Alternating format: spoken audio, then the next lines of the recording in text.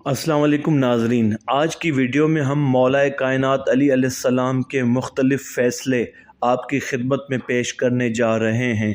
आइए सुनते हैं। हामिला औरत का बच्चा हालत खौफ में ज़ाया हो गया।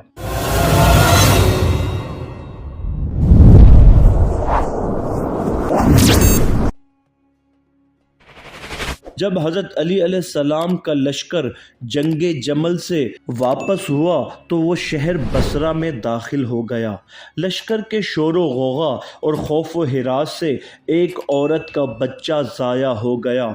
उसी सदमे से वो औरत भी वफ़ात पा गई।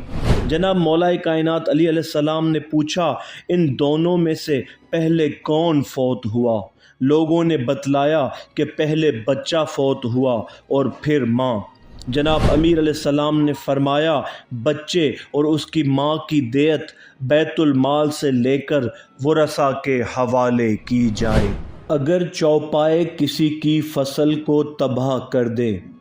किताब वसाइल में है कि जनाब अमीरुल मोमिनीन अली अलैहिस्सलाम ने फरमाया, अगर हैवान और चौपाए किसी के खेत को तबाह करें तो इस मामले में चौपाओं का मालिक किसी नुकसान का ज़ामिन नहीं है।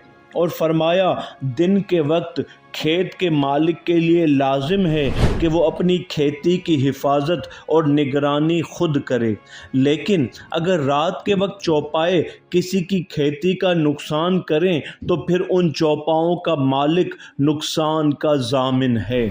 जनाब मौला कायनात अली अलैहिस्सलाम का फरमान है कि रात का वक्त आराम और सुकून के लिए है और उस वक्त खेत का मालिक भी आराम कर सकता है, और हैवानात के मालिक को चाहिए कि अपने मवेशियों का ख्याल रखे और जहाँ तक हो सके उनकी निगरानी और हिफाजत करे। बीनाई के ज़ाया होने की दया। किताब वसाइल और मुस्तदरिक में रिवायत है कि एक शख्स के सर पर चोट लगी और उसने दावा किया कि मेरी आँखों की बीनाई कम हो गई है। जनाब अली अलैहिस्सलाम ने एक मुर्गी का अंडा मंगवाया और उसके सामने रखा और फरमाया, क्या तुझे ये अंडा नज़र आता है? उसने जवाब में हाँ कहा। जनाब अली अलैहिस्सलाम अंडे को दूर करते गए और पूछते रहे कि बता, नज़र आता है? हत्ता कि आपने इतना फासला बढ़ा दिया कि वो शख्स कहने लगा कि अब मुझे कुछ नज़र नहीं आता। जनाब अली अलैहिस्सलाम ने उस जगह पर निशान लगा दिया, फिर उसको दाएं तरफ मोड़ा और अंडे को दूर करते गए, हत्ता कि वो कहने लगा अब मुझे अंडा नज़र नहीं आता। फिर आपने उसकी बाएं जानिब मुंह मोड़ा और अंडा लेकर उससे दूर करते रहे, हत्ता कि उसने कहा अब मुझे अंडा दिखाई नहीं दे रहा। इसी तरह उसकी पुश्त की जानिब फिर इसी तरह अंडे को दूर ले गए और जहां उसने कहा अब मुझे अंडा नज़र नहीं आता, जनाब अमीर ने वहीं निशान लगा दिया। उसके बाद आप अलैहिस्सलाम ने चारों अतराफ के फासले की पैमाइश की तो वो हर तरफ से फासला बराबर था, उसमें ज़र्रा बराबर भी कमी न थी। मौला कायनात अली अलैहिस्सलाम ने फरमाया, इसका दावा सही है।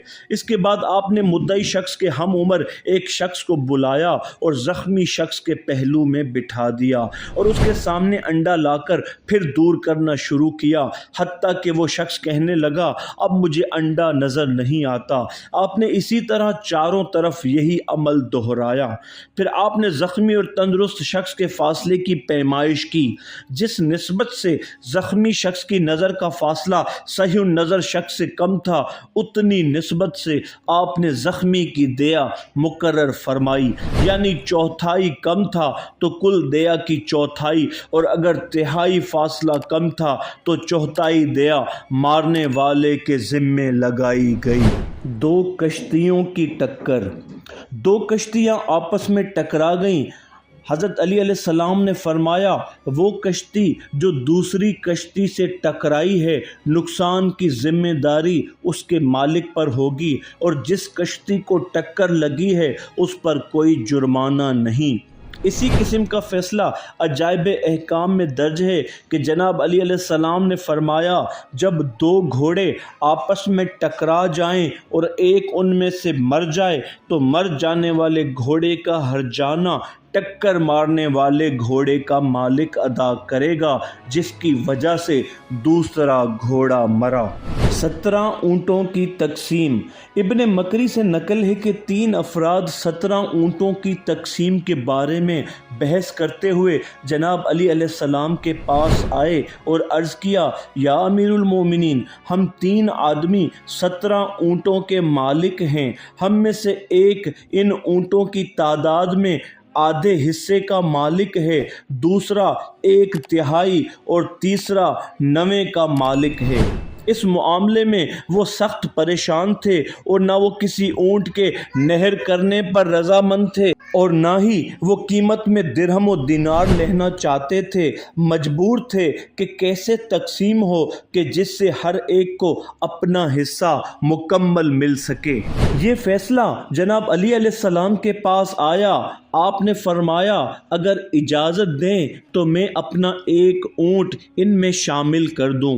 انہوں نے جواب دیا مولا جس طرح آپ مناسب سمجھ لیں۔ چنانچہ آپ نے اپنا ایک اونٹ منگوا کر ان کے 17 اونٹوں میں شامل کر دیا جس سے ان کی تعداد 18 ہو گئی۔ اب آپ نے اس شخص کو بلایا جس کا نصف حصہ تھا، اس سے فرمایا تم ان سب اونٹوں میں نصف حصے الگ کر لو۔ چنانچہ اس نے 9 اونٹ وصول کر لیے۔ پھر 1/3 حصے کے مالک کو بلایا اور اس سے فرمایا پہلے تیرا حصہ کم تھا لیکن اب پورے 6 اونٹ اپنا حصہ وصول کر۔ اس نے 6 اونٹ لے لیے۔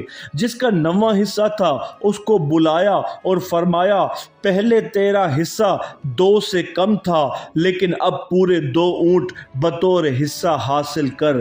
اس نے اپنے حصے کے 2 اونٹ لے لیے۔ اس طرح 17 اونٹوں کی تقسیم ہو گئی اور حضرت کی طرف سے شامل کیا ہوا اونٹ باقی بچ گیا جو آپ نے واپس بھجوا دیا۔ اس طرح حضرت علی علیہ السلام نے 17 اونٹوں کی تقسیم کرا دی جو ان کو ناممکن نظر آ رہی تھی۔ بیٹی کے نکاح کے بعد دھوکہ دہی۔ کتاب مستدرک الوسائل میں ہے کہ ایک شخص کی 2 بیویاں تھیں، ایک عربی اور دوسری اجمی، اور ہر ایک بیوی سے اس کی ایک بیٹی تھی۔ ایک شخص نے عربی عورت کی بیٹی کے لیے درخواست گاری کی۔ اس لڑکی کے باپ نے رشتہ منظور کرتے ہوئے نکاح کر دیا اور حق مہر بھی وصول کر لیا۔ جب شب زفاف آئی تو لڑکی کے والد نے دھوکہ کر کے اجمی عورت کی بیٹی کو دلہن بنا کر بھیج دیا۔ شادی کرنے والے نوجوان کو پتہ چل گیا کہ لڑکی کے باپ نے دھوکہ کیا ہے۔ یہ معاملہ معاویہ بن ابی سفیان کے پاس گیا۔ اس نے حکم دیا کہ اس معاملے کا فیصلہ صرف ابو الحسن علی علیہ السلام ہی کر سکتے ہیں، لہٰذا تم کوفہ جاؤ اور علی سے پوچھو۔ وہ لوگ کوفہ پہنچے اور حضرت علی علیہ السلام کی خدمت میں حاضر ہو کر تمام واقعہ سنایا۔ آپ علیہ السلام نے فرمایا حق مہر وہی ہے جو ادا ہو گیا ہے، اب اس عربی عورت کی لڑکی کو شادی کے لیے پابند کیا جائے اور یہ شخص اس اجمی لڑکی کو طلاق دے دے۔ جب عدت گزر جائے تو پھر عربی لڑکی اس کے نکاح میں دی جائے۔ اس کے بعد ان کے باپ کو دھوکہ دہی کی سزا دی جائے گی۔ چوپاؤں کا بیوپاری۔ ایک شخص نے کسی قبیلہ کی عورت کی دعوت نکاح دی اور خواست گاری کی۔ ان لوگوں نے پوچھا تمہارا کاروبار کیا ہے؟ وہ کہنے لگا میں چوپائے بیچتا ہوں۔ انہوں نے عورت کا نکاح کر دیا، رخصتی ہو گئی، لیکن بعد میں معلوم ہوا کہ یہ شخص بلیاں بیچتا ہے۔ وہ آپس میں جھگڑنے لگے۔ بالآخر یہ جھگڑا جناب مولا کائنات علی علیہ السلام کے پاس پہنچا۔ آپ علیہ السلام نے فرمایا یہ سچا ہے کیونکہ بلی کے بھی 4 پاؤں ہوتے ہیں۔ سبحان اللہ، کیا کہنے حضرت علی علیہ السلام کے علم سے لبریز فیصلوں کے۔ اللہم صلی علی محمد و آل محمد، صدق اللہ العلی العظیم۔